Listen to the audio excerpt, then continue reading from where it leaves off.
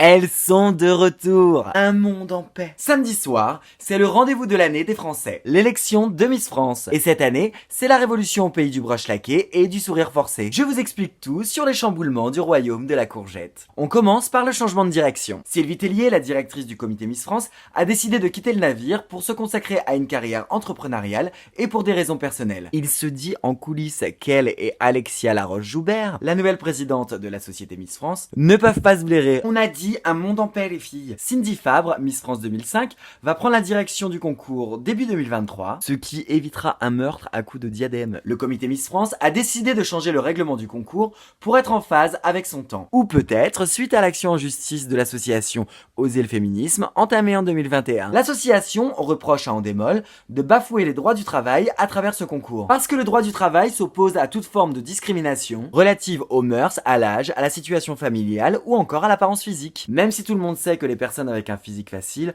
ont plus de chances dans le milieu du travail que les personnes avec un physique disgracieux. Regardez-moi. Bref, revenons à Miss France et son nouveau règlement qui vont définitivement achever Geneviève sous son chapeau. Les Miss ont maintenant le droit d'être tatouées. Et d'ailleurs, Miss Languedoc en a un au poignet. Ouh, la mauvaise fille. Pour la chirurgie, rien ne change. Pas de chirurgie esthétique, sauf si elle est réparatrice. Grand changement en revanche pour la limite d'âge. Les Miss devaient avoir moins de 25 ans et cette année, deux d'entre elles en ont 26. Waouh, c'est chaud. Ils ont même eu des candidates en région de 36 ans. Enfin, à 36 ans, on n'est plus Miss France. On est en gériatrie quand on est une femme. Dorénavant, les Miss peuvent être mariées et mamans. Comment donner des complexes à toutes les jeunes mamans de France qui verront une maman Miss débarquer en bikini, sans cellulite, sans vergeture et avec les seins sous les amygdales. Pour être inclusif, le concours est ouvert à toutes les femmes, même les femmes transgenres. Alexia Laroche-Joubert a même dit qu'il y en avait peut-être déjà eu et qu'on n'était jamais allé vérifier. Faux. Élodie Gossuin avait dû fournir un acte de naissance à l'élection de Miss Univers